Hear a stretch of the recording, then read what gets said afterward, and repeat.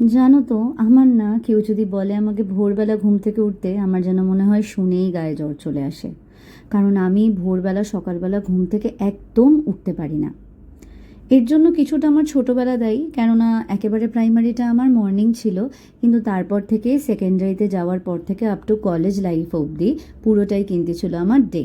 যার জন্য রাত জেগে পড়াশোনার অভ্যেসটা ছিল, আর বেলায় ঘুম থেকে ওঠা। তবে বলে না, মানুষ অভ্যাসের দাস। অভ্যাস যদি থাকে তাহলে কিন্তু অটোমেটিক্যালি তোমার ঘুমও ভোরবেলায় ভেঙে যাবে। কেন বলছি? কেননা আমি যখন অফিসে যেতাম তখন জানো তো আমাকে প্রায় 5:30-6টার সময় ঘুম থেকে উঠতে হতো। কষ্ট একটু হতো, কিন্তু দেখতাম তারপর দিন করে করে কিন্তু ঘুম ঠিক সেই সময় ভেঙে যেত। এমনকি ছুটির দিনেও সেই সময় ঘুমটা ভেঙে যেত। যাকগে, এতগুলো কথা বলছি কারণ সেদিন আর্লি মর্নিংয়ে আমার ছিল ডক্টরের কাছে চেক আপ। ওই যে অ্যালার্জি, সেই জন্যই। তাই যেতে যেতে এই কথাগুলোই আমার মনে পড়ছিল।